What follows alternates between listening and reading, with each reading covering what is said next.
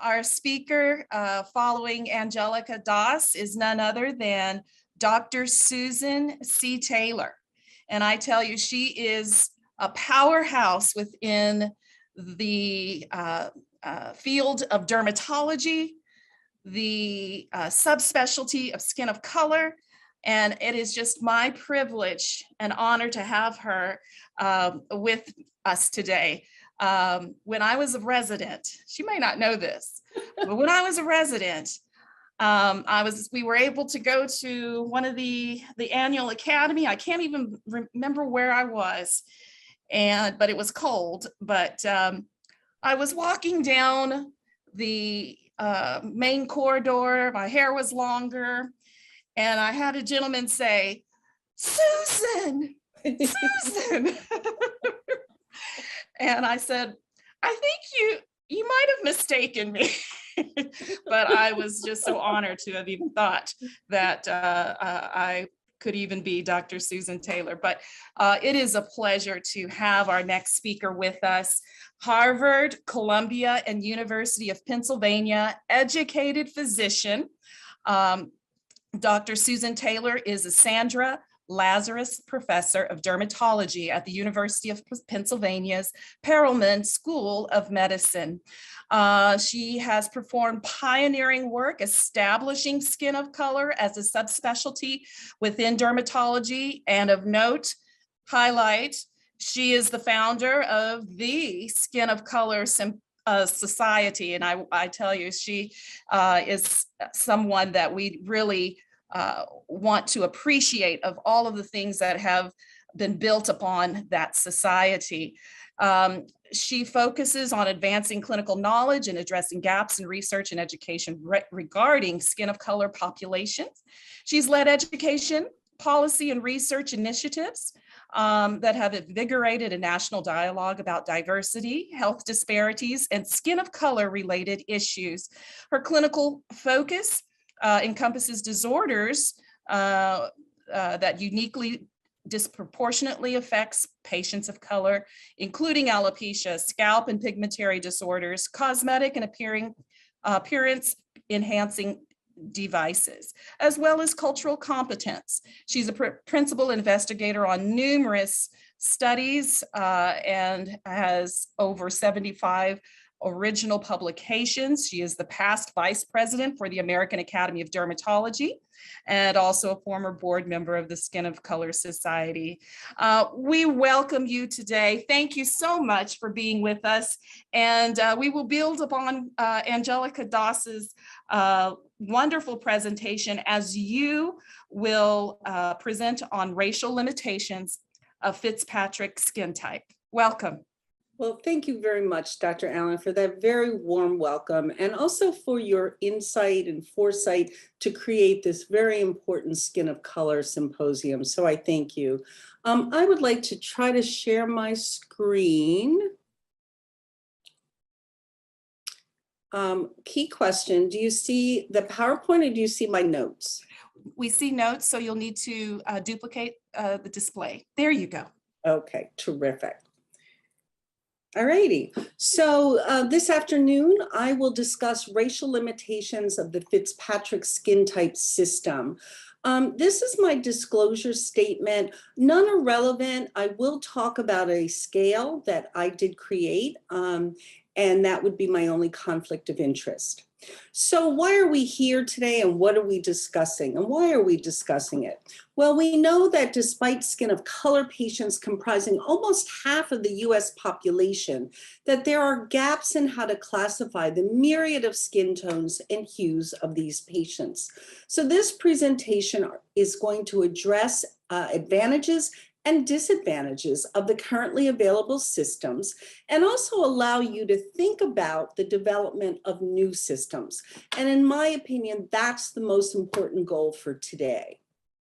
So our objectives are: one, to analyze deficiencies in the widely used Fitzpatrick skin type system for assessing skin type, to identify systems that describe or measure constitutive skin color in patients, and three, to evaluate elements of a new skin phototype system.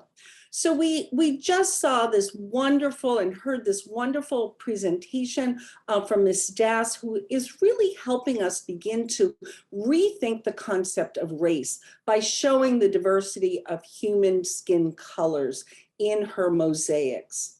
So let's talk about the Fitzpatrick skin type system. It's the most commonly used classification system in dermatologic practice. It was created back in 1975 by Thomas Fitzpatrick, who was at Harvard Medical School. I did have the pleasure of meeting him on a couple of occasions. Now, it's critically important to realize that this system was used or developed to assess the propensity of the skin to burn during phototherapy. And originally, Dr. Fitzpatrick had only 4 classifications, 1 through 4. It was later that he added skin types 5 and 6, and they were added to include individuals of Asian, Indian, and African origin. So we already see that there's a bias towards lighter skin, with 1, 2, 3, and 4 being developed for lighter skin, and 5 and 6 is really being add-ons.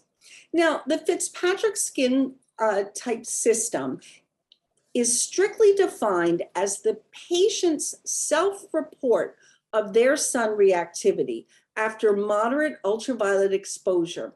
And it's not a quantitative evaluation of skin pigmentation. We're all familiar with these 6 categories. Always burns and never tans is type 1. Always burns and tans minimally, type 2.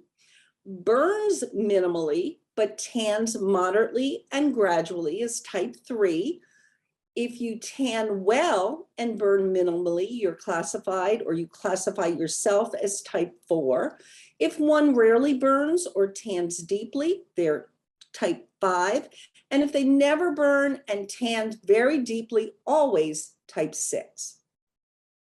So although this system is strictly defined as a patient's self-report of their sun reactivity to ultraviolet exposures, physicians commonly predict the Fitzpatrick skin type based on one's race and pigmentary phenotypes. So Fitzpatrick is often used as a means to describe constitutive skin color and ethnicity. And there's a trend for physicians to estimate sunburn and to estimate skin cancer. And also, as we heard earlier today in Dr. Davis's talk, to estimate burning potential or adverse reactions to cosmetic procedures. And the physicians use this based on their visual inspection of the patient's appearance. And this method is known as physician-diagnosed skin phototypes. And all of us, I think, do it in our practices. So how did Fitzpatrick's system transition from describing the propensity of the skin to burn from UV light to categorizing skin color and thereby being a proxy for race? Well, it most likely occurred because there's not been another widely adopted classification system for describing skin color that can be applied to all skin types. So this is a huge gap that many people have attempted to tackle. Even when the Fitzpatrick skin type classification scale is used as intended, there are inconsistencies in its accuracy. So for example, self-reported skin types have been poorly correlated to sunburn risks, as well as physician-reported skin phototypes. So there are patients who might report that they are a skin type 6, but if you do an MED on them, you can tell that they burn. Now, although physician-reported skin phototypes have been demonstrated to correlate somewhat with race, race does not consistently correlate with objective measures of pigmentation or self-reported Fitzpatrick skin phototypes. So for example, Japanese women often self-identify as having skin types 2, but Asian skin generally is considered to be non-white. Now, Fitzpatrick skin types also have been demonstrated to correlate poorly with constitutive color and minimal erythema dose values. And we're going to go through some of that data. Dr. Fitzpatrick did acknowledge that race and ethnicity are cultural and political terms with no scientific basis. Now, self-reported pigmentary phenotypes and race are significant, but they're incomplete predictors of skin phototypes in an ethnically diverse population. And a multivariate model constructed using all independent predictors of Fitzpatrick skin type only accurately predicted the skin type within 1 point of the Fitzpatrick scale with 92% accuracy. So if we look at this study by He et al., what we see is that although there were indeed significant differences in Fitzpatrick skin type among different racial groups, the entire range of skin types 1 through 6 was observed in each racial group. So if you look at the white and the Hispanic white group, you see these individuals reported skin types 1, 2, 3, 4, 5, and 6. So all of them are reported in this particular racial group. If you look all the way on the right end of the graph, you see that people who self-identified as Black reported having skin types 1, 2, 3, 4, 5, and 6. Now, the predominant skin phototype for each racial groups were as follows. The predominant type for whites was type 3. The predominant type for Latinx population was type 4. For Asian, it was type 5. American Indians also type 5, and Blacks type 6. Now, whites and Latinx individuals were the only 2 groups reporting a considerable number of skin phototypes 1, and that was about 10%.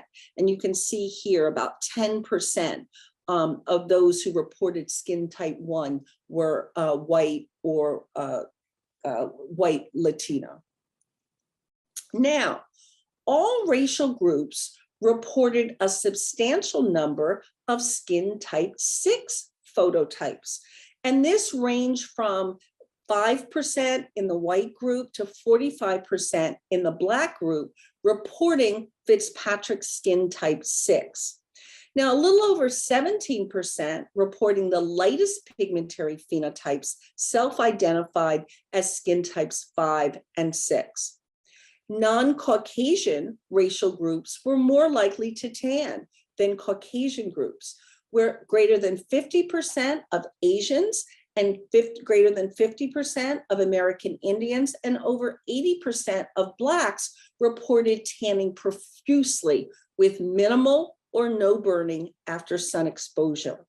And 11% of Blacks reported burning either moderately or very easily, which means they would categorize themselves as Fitzpatrick skin types 1, 2, or 3. And almost 40% of Caucasians reported tanning moderately or profusely, and they would categorize themselves as skin types 4, 5, and 6.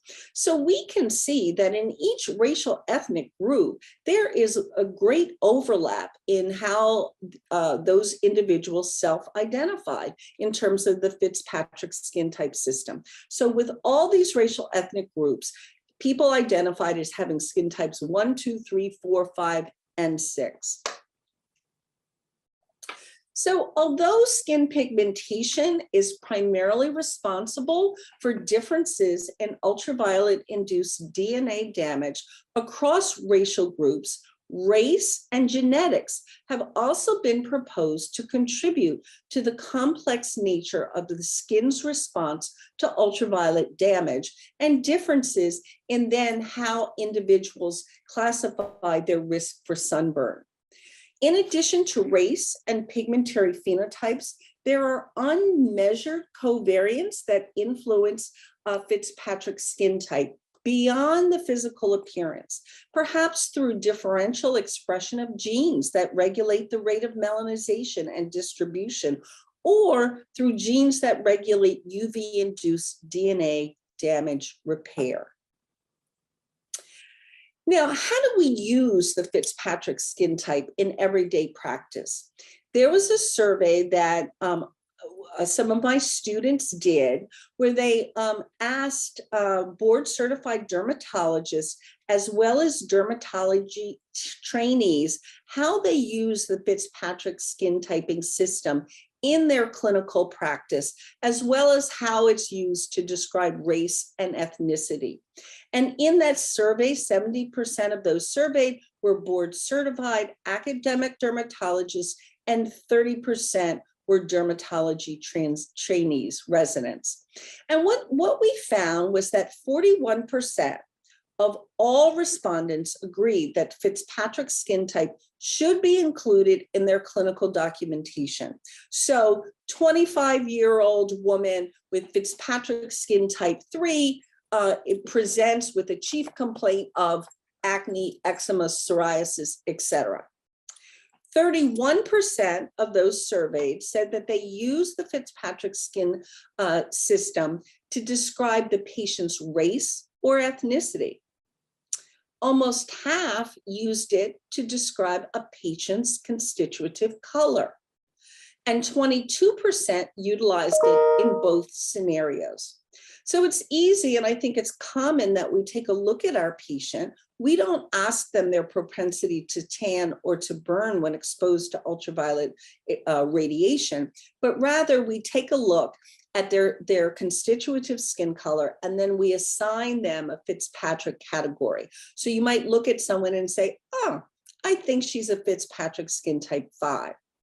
So these results suggested that a third to one half of academic dermatologists and dermatology trainees use the Fitzpatrick skin typing system to describe race or ethnicity and or constitutive skin color. So that's how it's being used today.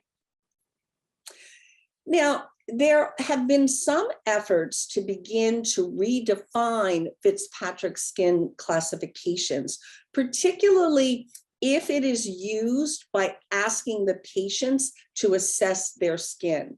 So this particular study was conducted in India to modify the skin Fitzpatrick skin type questionnaire to acknowledge cultural behaviors. So for example, since lighter skin is culturally valued in this particular population in India, patients' experience with purposeful sun exposure were limited. So if you ask those patients, if you go out in the sun at the brightest point during the day and you stay out there for 20 minutes, will you burn? That's sort of meaningless because in general, and it's a generalization, patients don't purposefully attempt to get sun exposure.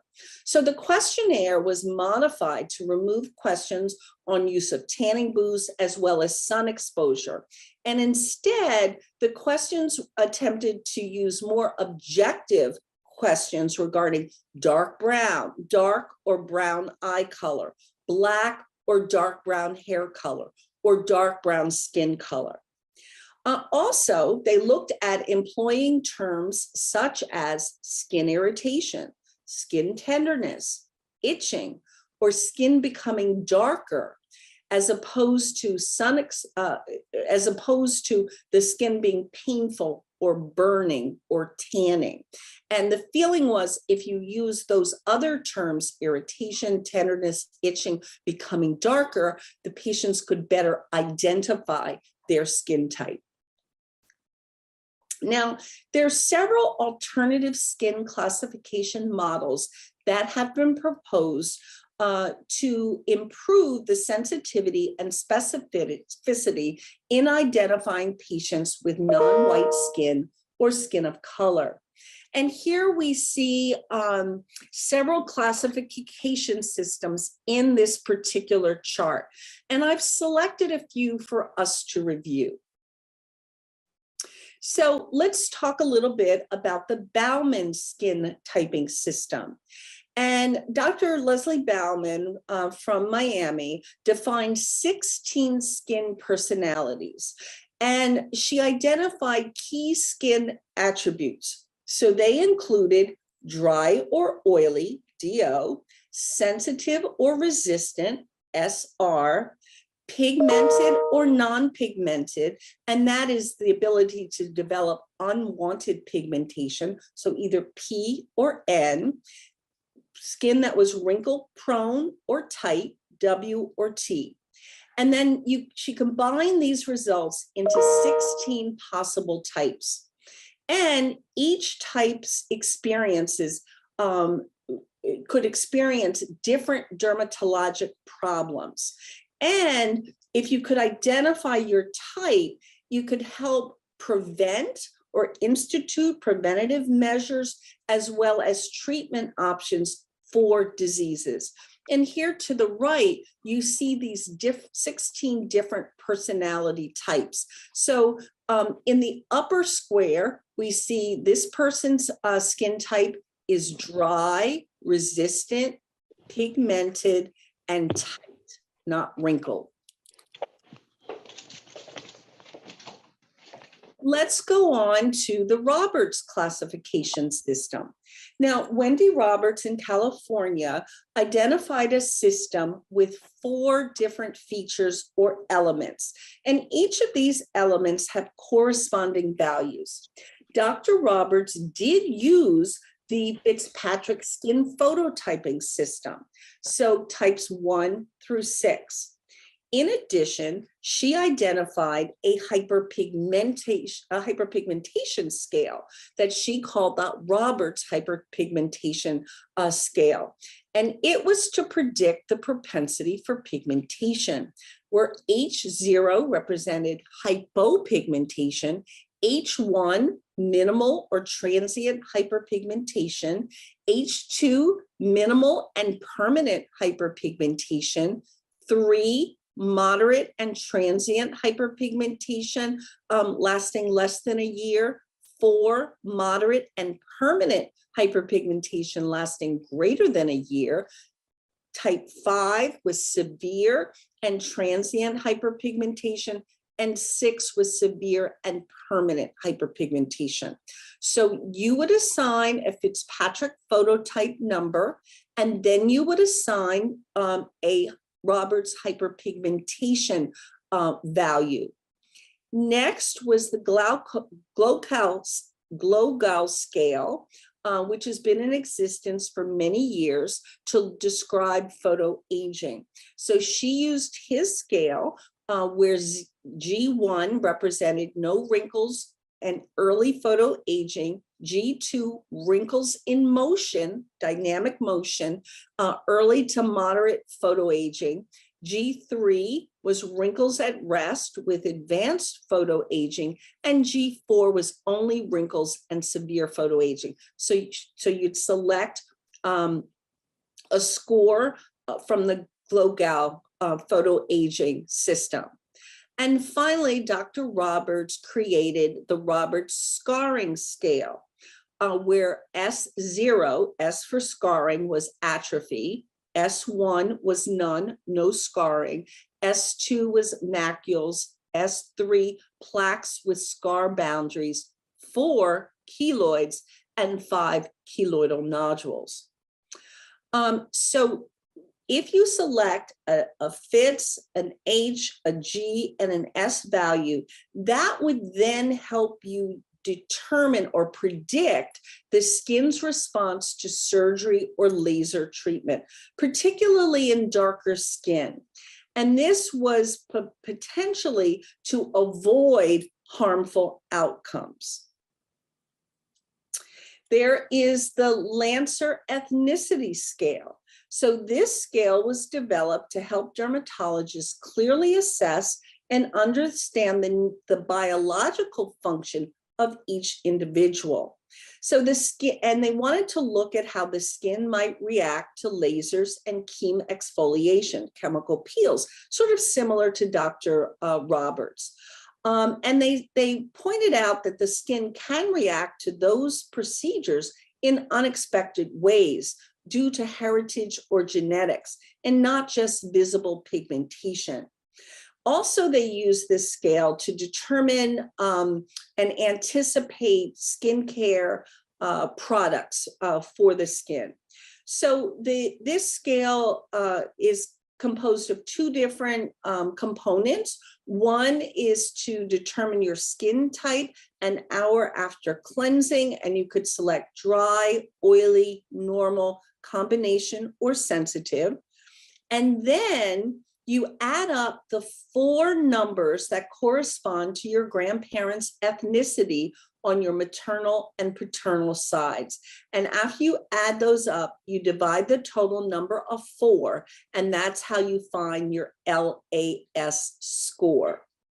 And you can see on the right, they assign different ratings to different ethnic backgrounds, where we see people from Central, East, and West Africa would be assigned a rating of 5, whereas those of a Nordic or Celtic background would be assigned a value of 1. So you got 4 grandparents, biological grandparents. So you add the 4 different numbers, divide by 4, and you get your score. Now, a higher score means a higher risk of adverse events to various treatments, particularly to resurfacing treatments. And the score also helps you customize a skincare products for the best results of your skin. And there were skin products that were offered as part of this scale. Several years ago, I created a scale called the Taylor Hyperpigmentation Scale, and it was to be used as a new visual assessment tool for the evaluation of skin color and pigment. And we were particularly interested in hyperpigmentation and following hyperpigmentation with treatment so you could have an objective measure of the improvement in the hyperpigmentation. So yes, it was a visual scale. It was inexpensive. We wanted something convenient to assess the skin. And as I said, we were really particularly interested in hyperpigmentation.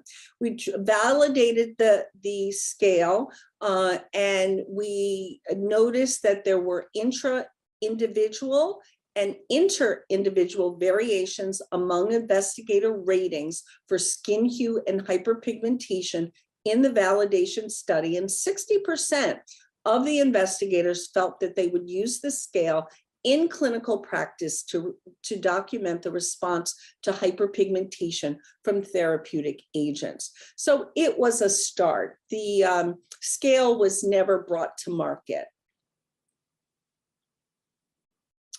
There is, I want to bring your attention to the Pantone Skin Tone Guide. It was created by scientifically measuring thousands of actual skin tones across the full spectrum of human skin types. And there are 110 colors that are numbered from 1Y01SP to 4R15SP. And each color represents both tone and undertone. And it was specifically formulated to be the closest physical representation of skin colors. So this library is a comprehensive visual reference of human skin tones for use in any market where skin colors are relevant. So let's turn our attention for the next few minutes to objective measures of skin color and pigmentation through different devices. So there are handheld tristimulus reflectance colorimeters. There are 2 in particular on the market. There's the Photovolt Color Walk colorimeter, and it assigns values to skin color with low L values reflecting darker skin and higher L values reflecting lighter skin or white skin. So an L of, like 0 through 10 would be reflective of the darkest skin tones, and an L of 100 of the lightest. There's also the Minolta colorimeter, chromometer that is available for use. And then there are narrow band reflectance spectrophotometers. There's a dermospectrophotometer, and it gives M values or melanin values that reflect darker skin, the higher the number. And then there's the Meximeter, which I know I've had experience with, particularly when conducting certain clinical research trials. Now, there was a provocative article that was published where they looked at reflectance spectrophotometers, and they said, are these reflectance spectrophotometers really the equivalent of like a blood pressure cuff for skin phototyping?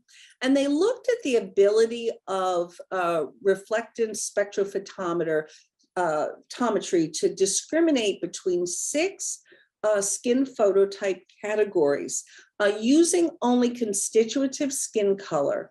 And they evaluated it on the upper volar arm of 353 subjects.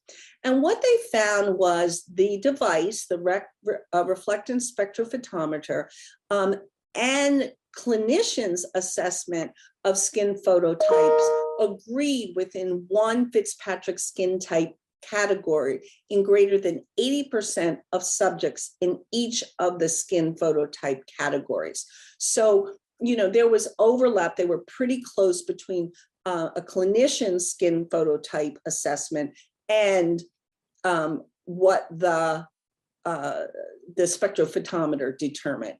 So the agreement between clinician skin phototype and the spectrophotometer skin phototype category increased as a function of increasing clinician skin phototype. So the darker the clinician, the closer were the human assessment and then the instrument assessment. So overall, the physician-based phototyping method tended to underestimate skin phototype 1 compared with the spectrophotometer, and clinicians overestimated skin phototype 5 compared to the spectrophotometer. In regard to the narrow band reflectance spectrophotometry, it utilizes a melanin index and an erythema index. And it has shown a positive correlation with Fitzpatrick skin type. Now, although reflectance spectrophotometry accurately identifies skin color in patients with non-white skin, it may be impractical, the authors of the paper wrote, and cost prohibitive, because this particular instrument costs between $3,000 and $4,000. At least it did when the article was written. I think it's a little less than that now, but it's not going to be practical in a general dermatology clinical setting. There were, however, good day-to-day repeatability in the melanin measurement for the Meximeter as well as the chromometer, but there was poor repeatability for the dermal spectrometer. So these different instruments had different reliability, so to speak. But in general, they were on target with assessing the degree of melanin in the skin.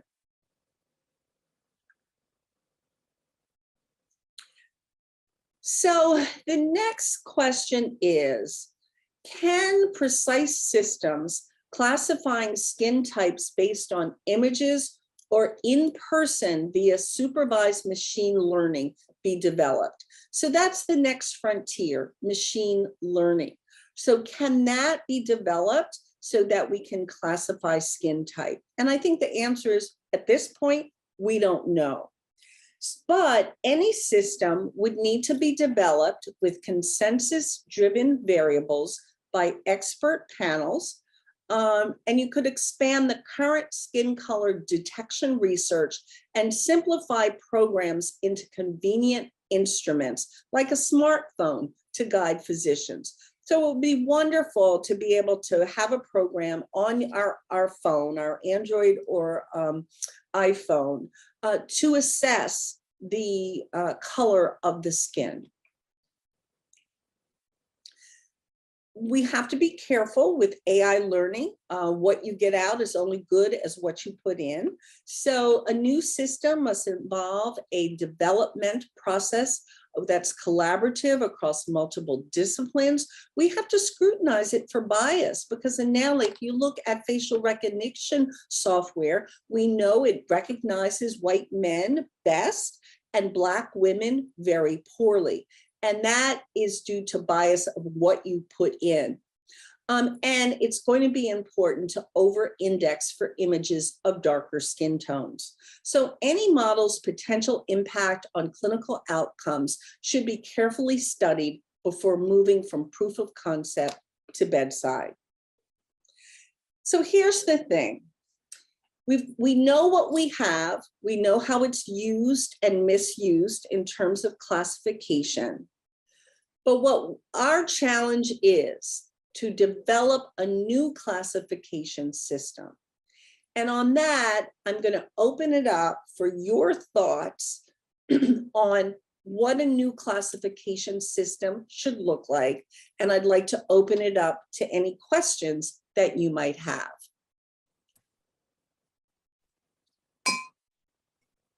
Thank you so much, Dr. Taylor. That was incredible. We loved hearing all of it. My name's Sonali Nanda. I'm one of the PGY2 residents at OU.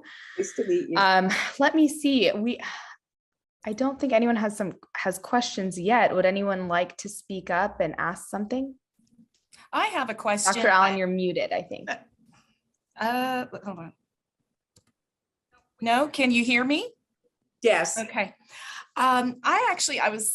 Something caught my eye when you said it, and I just wanted to make sure I understood that in one of the studies, it showed that the physician who was rating the Fitzpatrick skin type of a patient had more accuracy if they were of a darker skin tone. Yeah, that's what those investigators found in that particular study, which is really very interesting. Yes. It might speak to the fact that skin of color dermatologists might be more attuned to shades and skin hues, but it's very interesting. Yes. So you're absolutely right. Yes. Or within our own families have those different shadings of colors more represented. No, I think that's a very important point. Absolutely. So the question for all of us is, well, maybe I'll pose this question to the group. Of the different scales that I reviewed, do you think any come close to be one that we should use when we classify skin color? Or maybe I should step back a bit and say, do we need to classify skin color? And if so, why? Any brave? I would like to offer a comment, if that would be okay. Hi, Dr. Taylor. My name is Chelsea Hanfield. I'm a dermatology resident at Mayo Clinic. I absolutely loved your talk, and really appreciated all the different scales that you went over. I almost wonder, instead of trying to develop kind of a unified scale system, if it would be better to utilize all of these different scales, looking at photosensitivity, tendency for hyperpigmentation, propensity for oily, dry skin, formation of wrinkles, and kind of preservation of skin tightening, to utilize these scales more kind of discreetly, meaning that if we're about to prescribe phototherapy for a patient, then we should be pulling on the Fitzpatrick skin type scale. Whereas if we're more concerned about pigmentary disorders like melasma, then we should be utilizing like your Taylor hyperpigmentation scale. So if that were the case, then I think our kind of challenge as a field is to kind of advertise all of these different scales and how we should be using them for kind of our practice. if that makes sense. No, it does. And, you know, what you're advocating for is what part of what Dr. Wendy Roberts attempted to do, to look at different variables that are important, be it scarring, hyperpigmentation, photo aging changes, as well as reactivity to ultraviolet exposure. So you're saying really have multiple assessments and then put them together, and that would comprise the entire person. And you might even consider a component of the Lancer scale, looking at the genetics. Any other thoughts? This is Sarah Ash. And I actually have been challenging my residents frequently because I'm a pediatric dermatologist, and they keep reporting a visual Fitzpatrick skin type to me. And I keep asking them, why does it matter? In this particular instance, you need to give me a good reason why you're giving me that piece of information. Otherwise, I really feel like it's being used as a proxy for race. And, you know, this whole conversation is about that. And I think it really is something that we need to keep challenging, because they have other attendings in our area who require it as part of their presenting a physical exam. And I think it's relevant when it's relevant. Absolutely. But sometimes it's just not. So Dr. Davis would say it's relevant in regard to attempting to predict hyperpigmentation, post-inflammatory, or scarring in the patients who undergo laser therapy, for example. Or someone might say, well, it's relevant if I'm going to give, you know, PUVA to a psoriasis patient. So there are many, many different scenarios with that. The question is, you know, there are different presentations of common cutaneous disorders, racial ethnic differences. So for example, if we just think about atopic dermatitis, for many people who self-identify as Black, for example, there's a papular variety, there's a follicular variety, there is a keloidal variety, right? So that's a case where you might want to talk about the skin color or sign a number, because, you know, there's some evidence that the darker the color, the more likelihood these other morphologies will present. So, you know, I can think of a myriad of circumstances where you would want to classify the skin.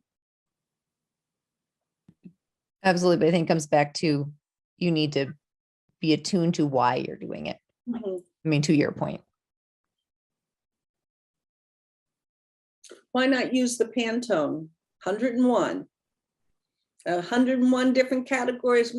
We'll probably get just about everybody. Why don't we use something like that? How do we make it practical in everyday clinic? Right. And, you know, none of us survey our patients. And there's studies that show that they're inaccurate themselves when they try to classify themselves as if they burn or tan, or, you know, they underestimate many aspects of that themselves. And so it can be very difficult to put together what the patient feels they are and what the physician visually says they are, based on color. And it many times it's hard to combine the two into one system, as you were trying to show. I think it is important. I mean, many times as we do consults and our residents or attendings, we're trying to explain, and we are a visual specialty. So all of the other features of a person are are described, why not the color as well, to see how that may shape your, decision making in how certain medications or certain procedures, as you were saying, may affect or impact that person. But it helps to paint the picture, if you will. But I do feel that there is also a lot of discrepancy in providers in their description, which many times it just invalidates anything that we try to do. So I think we need work on this. We need a potential, maybe a work group to hash this out. Yeah, so about 15 years ago, under the auspices of the Skin of Color Center and the Skin of Color Society, I got together a group of about 15 dermatologists from across the globe. So they were from Asia, Latin America, Europe, Africa, here in the US. And we did months of pre-work and months of post-work, and we all got together in New York for a long weekend to try to identify a new system. So, I felt we had some of the best brains in the world and still fell short and were not able to produce a classification system. So it's a real challenge. It's not to say we shouldn't continue to try, but it is a challenge. I mean, do we want to have a physical depiction of skin color? Do we group those 101 Pantone colors into 10 different colors and, kind of make the average, and you walk around clinic with 10 Pantone cards? Do you want to have a app that does the same as a meximeter, a spectrophotometer that's going to spit out a number for melanin and maybe a number for erythema, and then over time we learn what those numbers mean, and we can say, oh, they are a type, L20. So that's if we use some type of measuring device. The easiest would be an app on our phone that could do that. And I'm sure the technology is there, right? Do we want to create equations where we have genetic background plus self-identified propensity to hyperpigment or to scar, and then come up with an equation and a number? So, I'm just putting those different thoughts and ideas out there as different ways we could proceed or not. Yeah, Dr. Taylor, I think that the app idea is really interesting because I know that there was a big wave of using AI to try to diagnose certain skin disorders, and they could do that based on the erythema and things that you could also punch in there as well. And it wasn't super effective because us clinicians ended up having much more just specificity through history and things like that. But I do think it would be, whenever we go into like Sephora or a beauty store, now that they have so many more colors, they just put a little identifying gun like handheld device and spit out your color and then know which foundation to match you with. They have had that for years and years, and it's only getting better. Why can't we have something like that, at least some base model, to at least say you are number X, and this is how you're going to react to these certain types of lasers. And also we could use that for different areas of their body, because I think, in the summer, certain areas may be more tan, or people just have different colors throughout their body that could help us differentiate. I think that would be the best way to do it. It would be the most individualized as well. Yeah, so the different cosmetic companies have had spectrophotometers for many years. And then they brought it into the retail space. So that's how they, spit out your color, right? And sure, we could do something similar. Absolutely. Thanks, Dr. Taylor. Thank you so much. This was so informative. And I'll also say that we're not even great about asking the questions we need to ask. Like that should be a baseline in what we do for our patients, for all of our patients. So because to your point that you can have people who are, who you would look at and classify as Fitzpatrick skin type 1, but actually respond very differently. And then vice versa. Really, we should be asking those questions at minimal to all of our patients. And I think that in addition to classification, knowing how they respond and actually asking them the same questions to everybody would be like a baseline expectation in a history. Yeah, Dr. Bowers, totally agree. But, busy practice, everyone's looking for a shorthand, right? Because you don't have 20 minutes for a patient to explain what all 4 biologic grandparents, their heritage was. Sometimes they don't know, right? There's still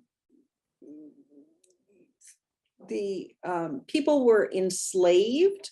And if you think about it, about two average American lifetimes ago, that's not very long ago. So you might not know the biology, your genetic background. So it's complicated. And then I know I can hear a patient going, well, but she was adopted and we don't know. 20 minutes later, I'm not sure we had the information we need. I'm just being devil's advocate, but thank you, Dr. Bowers. Very important point. Lovely to see you. Dr. Taylor, I wanted to say also great talk. Thank you. And but one of the main things we have to do to get through clinic is make diagnoses. And one of the areas is erythema is such a broad, it's not a color. So you have to have a background skin color to describe what color is the erythema? Is it purple? Is it brown? Is it a rosy red? Is it a burgundy? And so that's where I see the skin types once we settle on what they are, but just so that everyone's sort of in the same ballpark where we can describe things. A resident can come out and describe, and you can walk in and expect exactly what to see, and it'd be great to have the skin type, but right now we don't have that. So I think we have to learn to describe, because that's our specialty, of describing things. That's what we work so hard on, but describing what you see, and try to be as accurate about the colors, because that will give a clue to what the skin type is until the attending gets in there to see the patient. Lynn, let me ask you this question. I never really thought of it before until right now. 2 people can go in a room and describe a rash and describe it differently because their eyes see different things, right?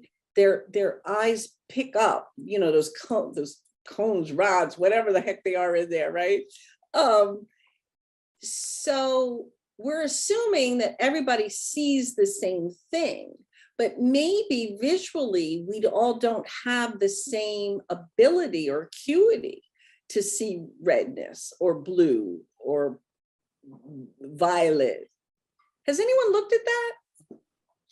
No, but I think it's really true. And I think that's where the experience comes in, and sort of the apprenticeship of being with more experienced doctors who it can show you. Sometimes you have to show, the patient even has to say, no, this is red here. And it is, every doctor brings their own experience to what they're looking at. I just mean like visually, technically. No, that's what I mean, visually. Yeah. What the way it's processed in the brain. Or having the ability. You know how people are colorblind? Yeah. Maybe color blindness is on a continuum. I don't know. Mm-hmm. No, it's. Yeah, I would. All right. Have the browsers, different colors and browsers. Red is different in different. Safari, right. And Redfox and Firefox don't have the same. That's right. Color red. So, but, Dr. Allen, are you going to get us together so we can try to figure out? I think we need to. This is an important subject because we all have our different ways of describing even of the Fitz skin tones. And even within our own clinic, there's variations of what the residents may think a skin tone within that system is, and what a provider, or maybe it's a scribe that's actually typing it in, and based on their limited knowledge or whatever has been told to them by their provider, and then they just kind of run with it on subsequent ones, maybe not told what to put in there. But, you know, I've had, and what you and Angelica Doss has kind of said about not jumping to conclusions of a person's ethnicity based on their skin tone. And I think that many times happens even within our programs. And when I've had it where maybe I was presented with a patient and they said they're African American, and okay. And so I go into the room and they're a Fitz 6, but yet they're East Indian. And I said, what made you think they were African American?